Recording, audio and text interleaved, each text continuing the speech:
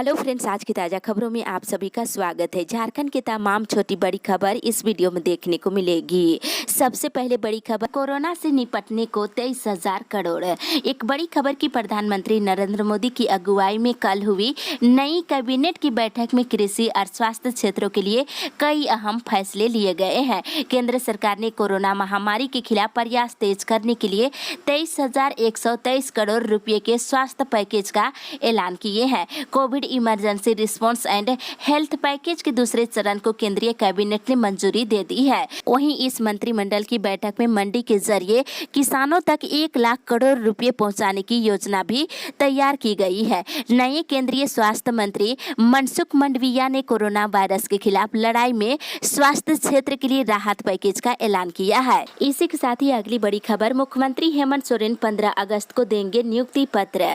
कस्तूरबा स्कूलों में शिक्षक कर्मियों की बहाली की कवायदा तेज। एक बड़ी खबर की झारखंड के लिए खुशखबरी है। 203 कस्तूरबा गांधी आवासीय बालिका विद्यालयों में शिक्षक कर्मियों के 632 पदों पर नियुक्ति की कवायदा तेज हो गई है। स्कूली शिक्षा और साक्षरता विभाग के निर्देश के बाद जिलों में इसे भरने की कवायदा की जा रही है। उम्मीद है कि मुख्यमंत्री हेमंत सोरेन 15 अगस्त को इन शिक्षक कर्मियों को नियुक्ति पत्र सौंपेंगे। इसके लिए विभाग ने टाइमलाइन भी तय कर दिया है। शिक्षा सचिव ने 31 जुलाई तक नियुक्ति प्रक्रिया पूरी करने को कहा है। 15 अगस्त तक चयनित शिक्षक कर्मियों का विद्यालयों में पदस्थापन कर दिया जाएगा। विज्ञापन निकलने के साथ ही जिलों में नियुक्ति का रोस्टर क्लियर कर दिया गया है और अभ्यर्थियों के द्वारा आवेदन जमा करने की अंतिम तिथि 10 जुलाई निर्धारित की गई है। इसी के साथ ही अगली बड़ी खबर, झारखंड कोरोना अपडेट्स। झारखंड पिछले 24 घंटे के दौरान कोरोना के 55 नए मरीज मिले हैं, जिसमें बोकारो से 12, चतरा से 1, धनबाद से 6, पूर्वी सिंहभूम से 15, गुमला से 3, हजारीबाग से 2, खूंटी से 1, कोडरमा से 1, लातेहार से 4, रांची से 6, साहिबगंज से 3 और सिमडेगा जिले से 1 नए मरीज मिले हैं।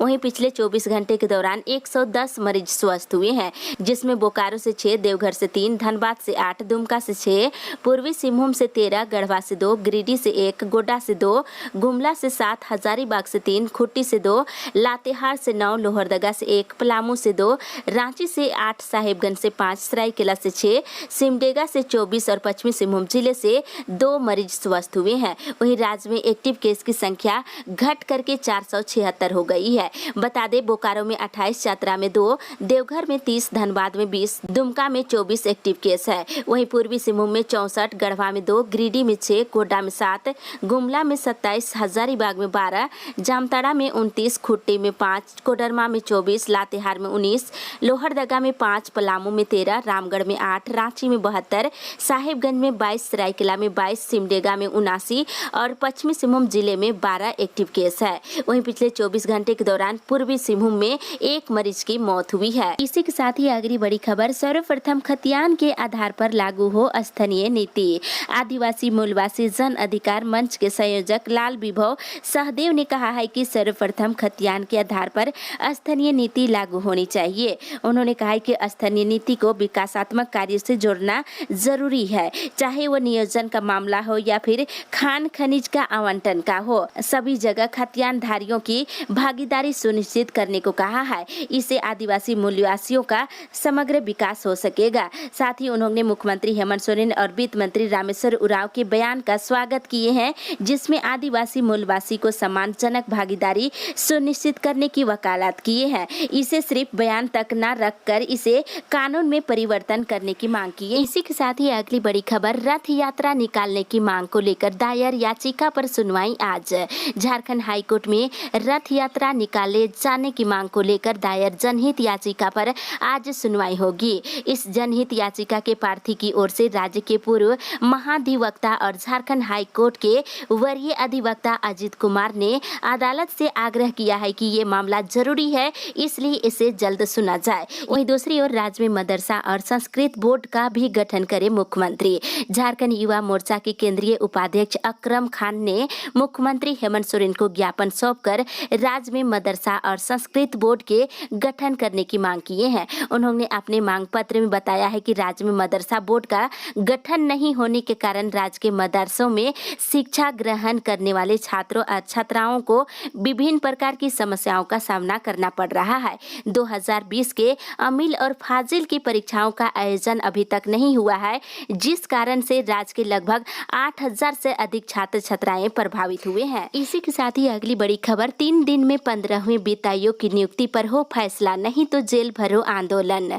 संविदा संघ ने कहा है कि 15वें वित्त में संविदा पर काम करने वाले जूनियर इंजीनियर और लेखा लिपिक सह कंप्यूटर ऑपरेटरों की नियुक्ति प्रक्रिया पूरी कर 15 जुलाई तक योगदान कराने का आश्वासन मंत्री आलमगीर आलम ने दिए थे, लेकिन इस दिशा में विभाग की तरफ से सुस्ती दिखाई जा रही है। मंत्री आलमगीर आलम के आश्वासन के मुताबिक 15 जुलाई तक नियुक्ति प्रक्रिया पूरा होना संभव नहीं है। हर जिले में 100 में 90 नंबर के आधार पर मेरिट लिस्ट तैयार हुआ है। सिर्फ 10 नंबर की परीक्षा का बहाना बनाकर पिछले 3 महीने से सरकार इनको टालते आ रहे हैं। केंद्र सरकार और पड़ोसी राज्य बिहार में भी कई प्रतियोगिता परीक्षाओं की तिथि निकल चुकी है, लेकिन झारखंड सरकार इस मामले में उदासीन है।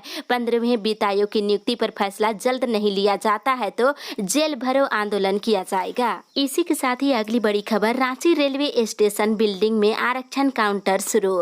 रेल यात्रियों की सुविधा के लिए कोरोना प्रोटोकॉल के नियमों के पालन के लिए सेकेंड सीटिंग टिकटों की आरक्षण की सुविधा दी गई है। इससे ट्रेन के प्रस्थान से पहले या देर से आने वाले यात्रियों को सहूलियत होगी। इन यात्रियों के लिए रांची रेलवे स्टेशन के अनारक्षित टिकट कार्यालय के सामने सेकेंड सीटिंग के आरक्षण काउंटर की व्यवस्था की गई है। वहीं दूसरी ओर महंगाई के खिलाफ महिला कांग्रेस का प्रदर्शन।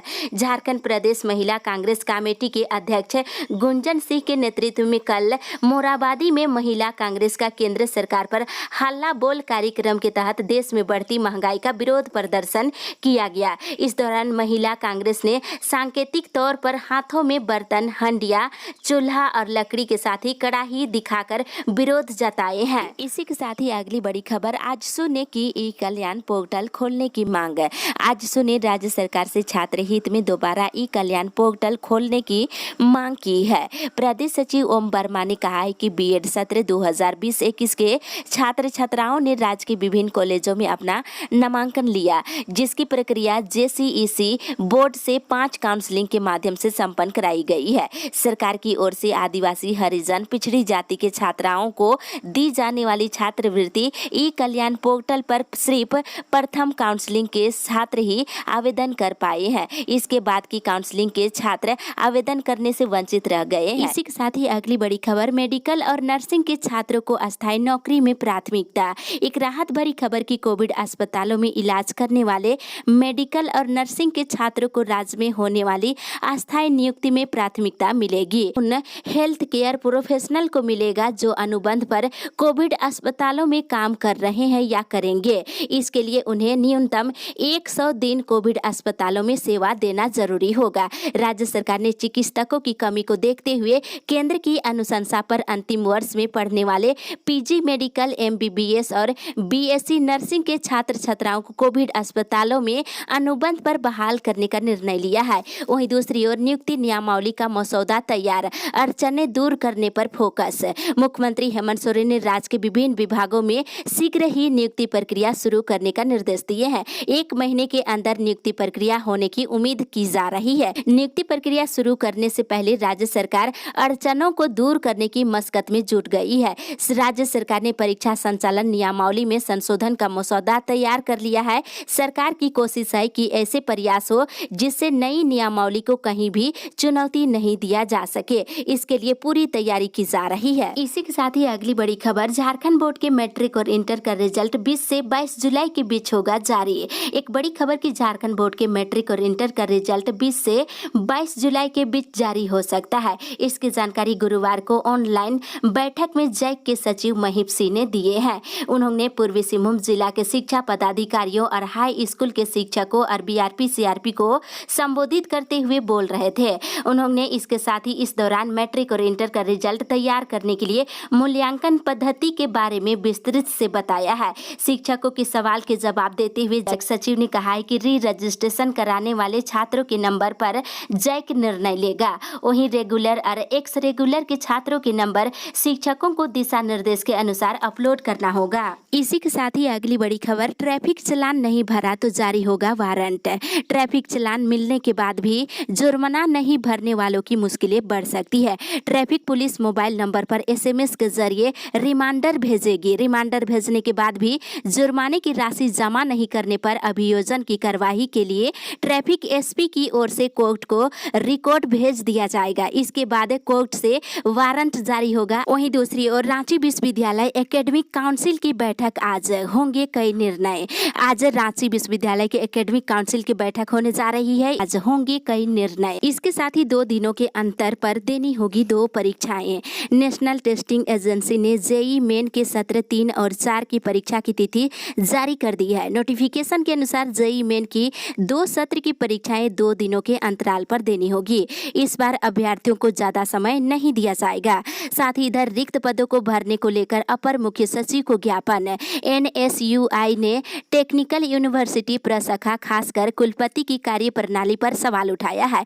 रिक्त पड़े पदों को अविलंब भरने और विश्वविद्यालय के कामकाज को दुरुस्त करने को लेकर बुधवार को राज्य के उच्च और तकनीकी शिक्षा विभाग के अपर मुख्य सचिव के खंडेलवाल को 10 सूत्री ज्ञापन सौंपा गया है। इसी के साथ ही अगली बड़ी खबर, सितंबर तक लंबित प्रधानमंत्री आवासों को पूरा करने का निर्देश। राज्य के ग्रामीण क्षेत्रों में प्रधानमंत्री आवास योजना के तहत 2016 से 19 के लंबित आवासों को 30 सितंबर तक पूरा कर लेने का निर्देश ग्रामीण विकास विभाग के सचिव ने दिए हैं। केंद्रीय सचिव की समीक्षा बैठक के बाद सचिव मनीष रंजन ने सभी उपायुक्तों को विभिन्न कार्यों के लिए समय सीमा निर्धारित करते हुए पत्र जारी कर दिया है। वहीं दूसरी ओर झारखंड में टीकाकरण का आंकड़ा 75 लाख के पार। झारखंड में वैक्सीन की कमी के बीच कोरोना टीकाकरण का आंकड़ा 75 लाख को पार कर गया है। इधर वैक्सीन की कमी के कारण एक बार फिर पिछले 2 दिनों से टीकाकरण की रफ्तार काफी कम हो गई है। बता दें, हालांकि आज राज्य को कोवैक्सीन की 1 लाख डोज मिलने की उम्मीद है। इसी के साथ ही अगली बड़ी खबर, एनपीएस में अब 14% अंशदान देगी सरकार। राज्य सरकार ने नेशनल पेंशन स्कीम के तहत कार्यरत कर्मियों के लिए 14% अंशदान से संबंधित निर्णय पर अमली जमा पहना दिए हैं। कैबिनेट के निर्णय के बाद गुरुवार को वित्त विभाग ने इससे संबंधित संकल्प जारी कर दिया है। वहीं दूसरी ओर रांची और जमशेदपुर में बिजली आपूर्ति करेगी निजी कंपनी। राज्य के 2 बड़े शहरों राजधानी रांची और जमशेदपुर में बिजली आपूर्ति और बिल्डिंग का कार्य निजी हाथों में सौंपने की तैयारी तेज हो गई है। ऊर्जा विभाग ने इसके लिए रिक्वेस्ट फॉर प्रपोजल जारी करते हुए ट्रांजैक्शन एडवाइजरी की नियुक्ति की है। झारखंड बिजली वितरण निगम के कार्यकारी निदेशक ने बताया है कि दिल्ली और मुंबई की तर्ज पर झारखंड के 2 शहरों में बिजली वितरण और बिल्डिंग का कार्य निजी कंपनियों को सौंपने की प्रक्रिया चल रही है।